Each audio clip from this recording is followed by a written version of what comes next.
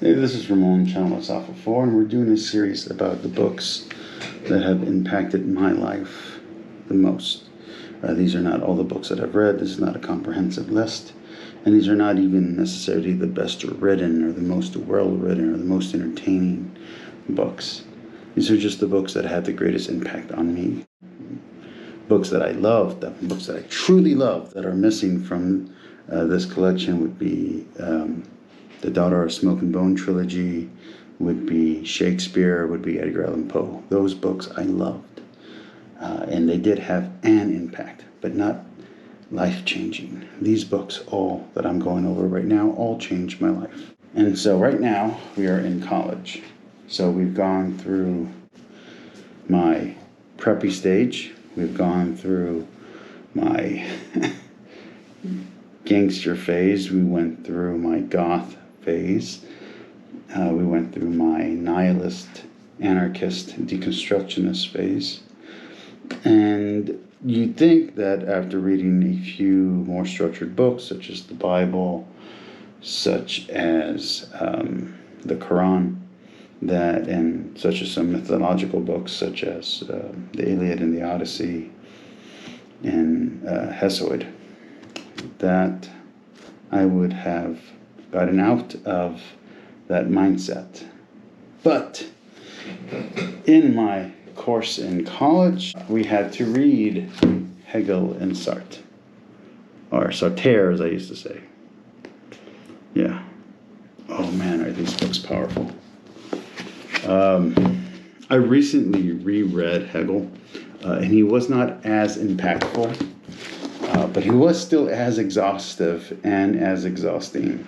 Hegel is fun to read.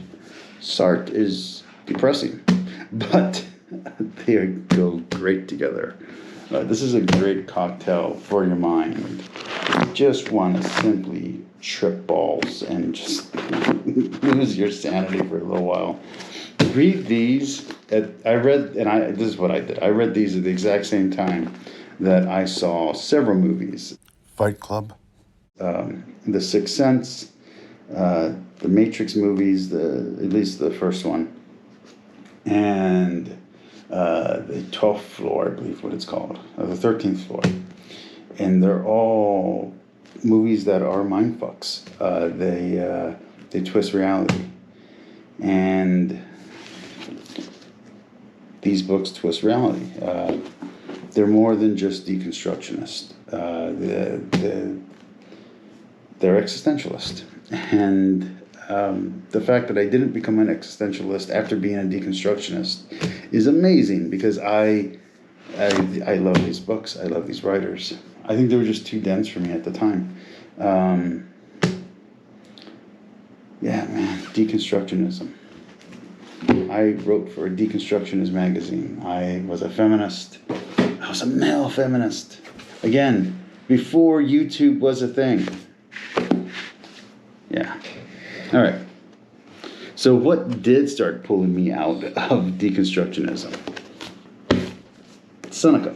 There are other Stoic books. In fact, some that are come up right now that are important to me. And there's one that I was reading a few years ago that was a very big part of my life, that the advice is still there, but it wasn't life-changing. This was life-changing. These are letters from Seneca to the young emperor, or the emperor, or the emperor's son, I don't know, however you want to word it, a future emperor. The point is that these are just letters of advice in the way that an uncle would write to a nephew. It's really good advice. A lot of the stuff I don't agree with, or some of the stuff I don't agree with, like cold showers or that working out is pointless. But he sounds like an old uncle. He's great to read. But he's not the only book to pull me out of my anarchism and my deconstructionism. At about that time, I guess I was still in college. My father ended up in the hospital, and I had to stay by his side. Me and my father did not have a good relationship. He was never a bad father, nothing bad like that, but me and him didn't get along. We didn't have the same personality. We didn't have we just had different versions of who we each wanted the other one to be. But that doesn't mean there wasn't love. And my dad surprised me more than a few times by coming through for me when I didn't think he would, or didn't think he would even want to. So when I was sitting by his side and with nowhere to go, I decided to read.